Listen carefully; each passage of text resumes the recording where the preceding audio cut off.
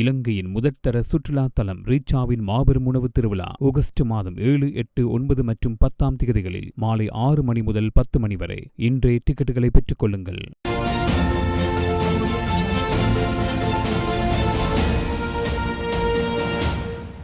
வணக்கம். உலகளாவிய ரீதியில் மிகவும் கடுமையான வானிலை மாற்றங்களை ஏற்படுத்தக்கூடிய எல்னினோ காலநிலைமை தொடர்பாக எதிர்காலத்தில் இலங்கையிலும் தாக்கத்தை ஏற்படுத்தக்கூடும் என பலமான தகவல்கள் தற்பொழுது வெளிவந்த வண்ணம் இருக்கின்றது.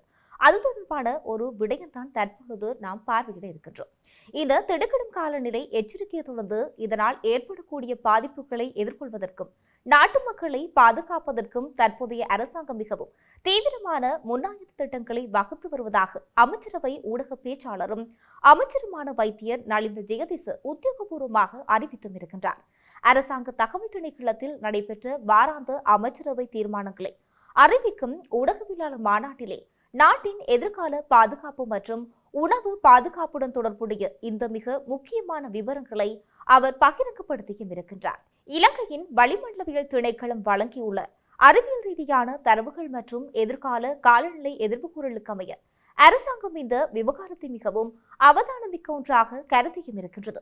இந்த எல்னினோவால் ஏற்படக்கூடிய பாரதூரமான விளைவுகளை முன்கூட்டியே தடுத்து நிறுத்தும் நோக்கில் ஜனாதிபதி அனுரகுமார திசாநாயக்கவின் நேரடி தலைமையில் ஏற்கனவே பல சுற்று விசேட விவாதங்கள் மற்றும் உயர்மட்ட கலந்துரையாடல்கள் நடத்தி முடிக்கப்பட்டுள்ளதாக அமைச்சர் நலிந்த ஜெயதிச சுட்டிக்காட்டியும் இருக்கின்றார். நாட்டின் தலைவரை நேரடியாக இந்த விவகாரத்தில் தலையிட்டு துறை சார்ந்த அதிகாரிகளுக்கு வழிகாட்டலை வழங்கி வருவதானது வரவிருக்கும் காலநிலை சவாலை அரசாங்கம் எவ்வளவு பொறுப்புடன் தீவிரத்துடன் அணுகுகின்றது என்பதை வெளிப்படுத்துவதாக அமைந்தும் இருக்கின்றது. இந்த உயர்மட்ட கலந்துரையாடலின் போது எல்னினோ காலநிலையால் இலங்கை நாட்டில் எந்தெந்த துறைகளில் மிக கடுமையான சரிவை சந்திக்க நேரிடும் என்பது இதில் ஆழமாக ஆராயப்பட்டும் இருக்கின்றது.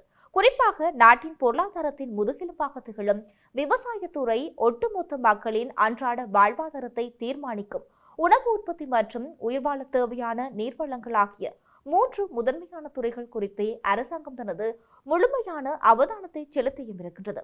இந்த எல்னினோவால் ஏற்படக்கூடிய கடுமையான வறட்சி அல்லது ஒழுங்கற்ற மழைவீழ்ச்சி காரணமாக அந்த துறைகள் பாதிக்கப்படும் போது அது நாட்டின் ஒட்டுமொத்த பொருளாதாரத்தையும் மக்களின் அன்றாட வாழ்வாதாரத்தையும் நிலைகுலைய செய்துவிடும் என்பதால் அவற்றுக்கான மாற்று வழிகளை உருவாக்குவதில் அரசாங்கம் கவனம் செலுத்தியும் வருகின்றது.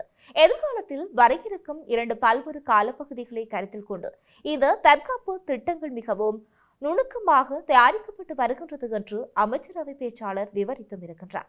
அதாவது மிக நெருக்கமாக வர இருக்கின்ற நடப்பு வருடத்தின் ஜூலை மற்றும் ஆகஸ்ட் ஆகிய 2 மாத கால பகுதியிலும் அதன் அடுத்து வர இருக்கும் அடுத்த முழு வருடத்தில் ஏற்படக்கூடிய குறுகிய காலம் மற்றும் நீண்ட கால சூழ்நிலைகளை தனித்தனியாக மதிப்பிட்டு அதற்கேற்ப அமைச்சுக்கள் மட்டத்தில் விசேட திட்டங்கள் தயாரிக்கப்பட்டு வருகின்றது.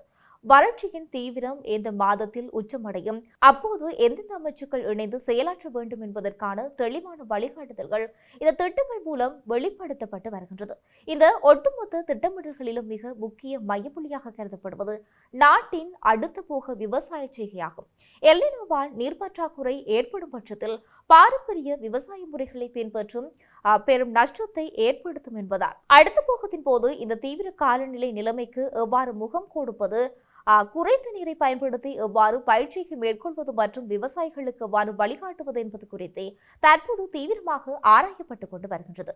எல்னினோவின் எதிர்மறையான பாதிப்புகளை ஆக குறைந்த மட்டத்தில் குறைப்பதும் அதற்கு தேவையான முன்னாயத்த நடவடிக்கைகளை காலந்தாழ்த்தாமல் உரிய நேரத்தில் மேற்கொண்டு நாட்டின் உணவு பாதுகாப்பை உறுதி செய்வதே தமது அரசாங்கத்தின் இறுதி நோக்கமாகும் என்று அமைச்சர் வைத்தியர் நலிந்த ஜெயதிச தனது உரையின் மூலம் திட்டவட்டமாக தெரிவித்துள்ளார். இந்த எல்னினோ எனப்படுவது என்னவென்றால் பூமியின் வளிமண்டலவியல் நிலைமை முற்றிலுமாக மாற்றியமைக்கும் ஆற்றல் கொண்ட மிக முக்கியமான இயற்கை நிகழ்வுகளில் ஒன்றாக இது கருதப்பட்டும் இருக்கின்றது.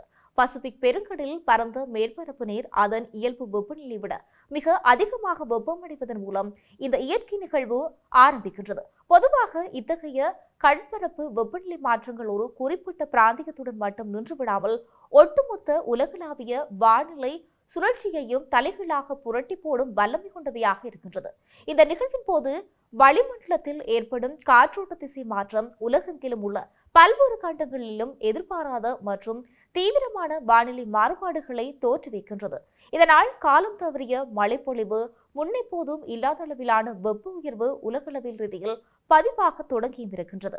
எல்னினோ காலகட்டத்தின் வளிமண்டலத்தின் மேலடுக்கு நோக்கி செல்லும் வெப்ப காற்றின் அளவு கணிசமாக அதிகரிப்பதால் உலகளாவிய சராசரி வெப்பநிலை முன்னெப்போதும் இல்லாதவாறு புதிய உச்சங்களை தொடர்கின்றது.